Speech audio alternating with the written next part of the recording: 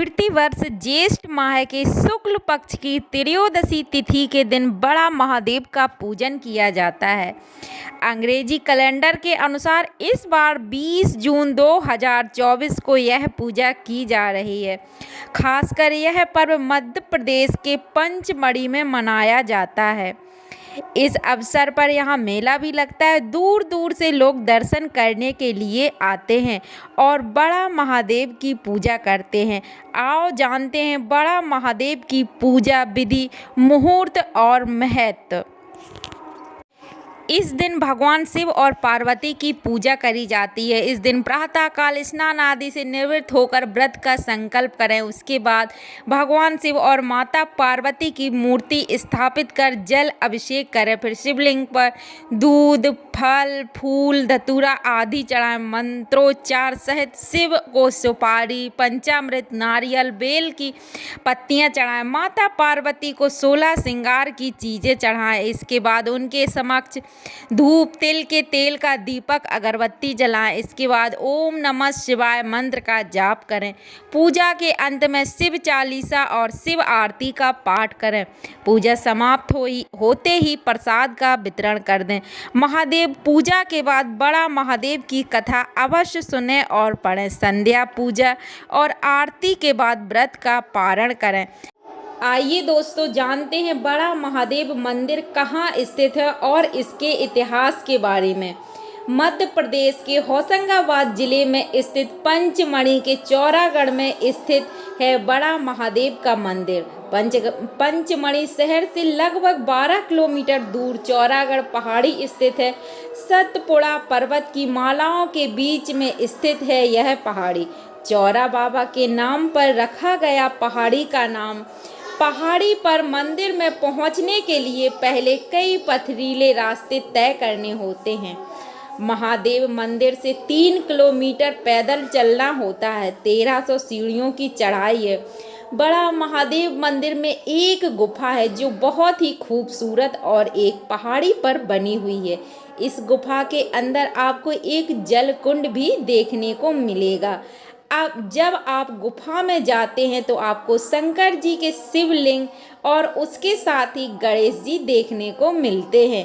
गुफा के द्वार में नंदी भगवान की प्रतिमा है और जो पत्थर से बनी हुई है। तो दोस्तों हमने जाना कि महादेव का मंदिर कहाँ, बड़ा महादेव का मंदिर कहाँ स्थित है। दोस्तों इस दिन अगर आप बड़ा महादेव के दर्शन करने नहीं जा पाते हैं तो घर में पार्थिव शिवलिंग बनाकर पूजन अभिषेक कर महादेव को प्रसन्न कर सकते हैं। तो पार्थिव शिवलिंग कैसे बनाते हैं आपने अभी वीडियो में देखा होगा। हमें अच्छी जगह की मिट्टी लेनी है और पार्थिव शिवलिंग बनाना है बेलपत्र के ऊपर। अगर आपको बेलपत्र मिल जाता है तो आप बेलपत्र के ऊपर पार्थिव शिवलिंग का निर्माण करें। ध्यान रखें कि जो डंडी का भाग है, आप जब शिवलिंग बनाते हैं तो शिवलिंग हमें उत्तर दिशा की ओर बनाना है और उसी ओर डंडी का भाग करना है और उसके ऊपर ही हमें पार्थिव शिवलिंग का निर्माण करना है। अब इसके बाद हम बाबा का अभिषेक दूध, दही, पंचामृत से करेंगे। सबसे पहले आप दूध से अभिषेक करेंगे, उसके बाद थोड़ा सा जल समर्पित करना है, उसके बाद आप दही से अभिषेक करेंगे, दही के बाद फिर से शुद्ध जल का अभिषेक करना है। इस तरह से आप बहुत ही सरल विधि से अपने घर में भोलेनाथ का अभिषेक कर, पूजन कर, बाबा को प्रसन्न कर अपने मनोवांछित फल की पूर्ति कर सकते हैं। पूजा के लिए आपको आक के धतूरे, तुलसी, बेलपत्र, जो पूजन की साधारण सी सामग्री होती है वो सामग्री आपको एकत्रित कर लेनी है। बाबा को चढ़ाने के लिए जनेऊ अवश्य रख लें। पूजा में बाबा को जनेऊ समर्पित करें, सुपारी समर्पित करें। अगर आपको पान मिल जाता है तो पान का बीड़ा जरूर से भोलेनाथ को समर्पित करें। जब आपकी पूजा हो जाए तो धूप दीप आरती कर दें। कपूर की आरती जरूर से भोलेनाथ को करें। कहा जाता है कपूर की आरती करने से आपको अश्वमेघ यज्ञ का फल प्राप्त होता है। तो जब भी कभी कोई विशेष पूजा अगर आप अपने घर में करते हैं तो कपूर की आरती जरूर से कीजिएगा। वैसे तो नित्य प्रतिदिन हमें शाम को अगर कपूर की आरती अगर आप अपने घर में करते हैं और पूरे घर में कपूर का दिया अगर घुमाते हैं तो आपके घर में जो भी नकारात्मक ऊर्जा होती है या फिर जो भी गलत शक्तियाँ होती हैं, घर में कुछ भी परेशानी होती है तो वो स्वतः ही समाप्त हो जाती है।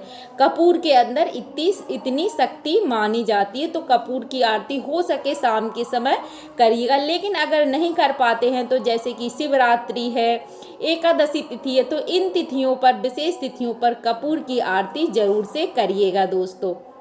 जब पूजन आपकी समाप्त हो जाए उसकी थोड़ी देर बाद विसर्जन जरूर से करिए। विसर्जन भी आप घर में ही बहुत ही सरल विधि से कर सकते हैं।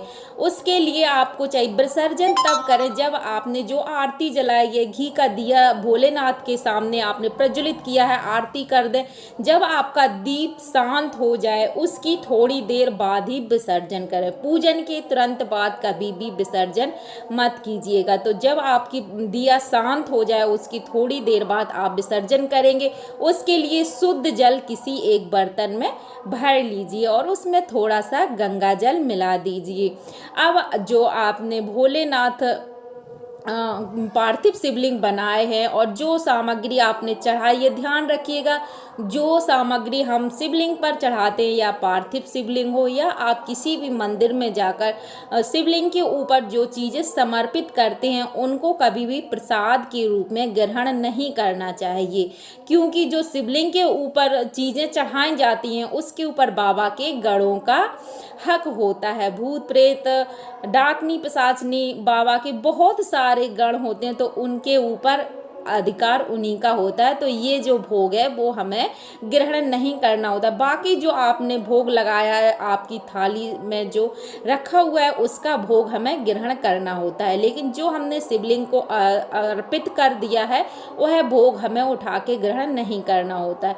तो जो आपने मिठाई वगैरह ली है, जो समर्पित किया है, उनको अलग कर लीजिए और कहीं भी आप विसर्जन कर सकते हैं या फिर गौ माता को आप ये चीज़ें खिला सकते हो। जो फूल पत्ती, जो भी सामान, फूल वगैरह है वो सब उसी पानी में डाल लीजिए। जो जल आपने भर के रखा है उसी में विसर्जन कर दीजिए और उसके बाद जो पार्थिव शिवलिंग है, पार्थिव शिवलिंग का भी हम विसर्जन कर देंगे। अब आपको ध्यान रखना है जो जल आपने थाली में रखा है उसको अपने सिर के ऊपर रखना है। इससे कहा, ऐसा करने से आपके ऊपर जो भी दोष होते हैं वो समाप्त हो जाते हैं। अब ये जो जल है, जो जल आपने थाली में जब हम अभिषेक करते हैं तो जो जल हमारी थाली में गिरता है वो आपने अपने सिर पर रखा, तो ये भी जल हम उसी में, जो आपकी बाल्टी जिसमें आपने विसर्जन किया उसी में सब एकत्रित कर देंगे। अब थोड़ी देर इस बाल्टी को आपको अपने घर में ही रखे रहने देना जब हमारे शिवलिंग थोड़े से गल जाए। क्योंकि बहुत लोगों का ये भी क्वेश्चन होता है कि हम जब विसर्जन करते हैं तो हमारे शिवलिंग है वो घुलते नहीं हैं, तो वो इसी वजह से नहीं घुलते। आपने तुरंत के तुरंत विसर्जन करके और क्यारे में छोड़ देते हैं। तो ऐसा नहीं करना है। आप बाल्टी में रखे रहने दीजिए, भले आपको रात्रि भर ऐसा छोड़ना हो। जब शिवलिंग की जो मिट्टी है वो घुल जाए, मुलायम हो जाए, उसके बाद आप शिवलिंग का विसर्जन किसी भी क्यारे में कर सकते हैं। ध्यान रखिए तुलसी जी का क्यारा नहीं होना चाहिए। बेलपत्र का, आक का पौधा, गुलाब का पौधा आपके घर में तो आप उसी क्यारे में विसर्जन कर दीजिए। दोस्तों, जब आप विसर्जन करें तो थोड़ी सी बातों का ध्यान रखें, जैसे कि जो भी पत्ती है, फूल है, उन सब का आपने विसर्जन किया तो ध्यान रखें कि जब पानी सूख जाएगा तो वो पत्तियां इधर उधर उड़े नहीं तो फिर हमें पूजा का फल नहीं मिलता है और वो पत्तियां जो हमारे पैरों के नीचे आ जाती है तो इससे हमें दोष लगता है।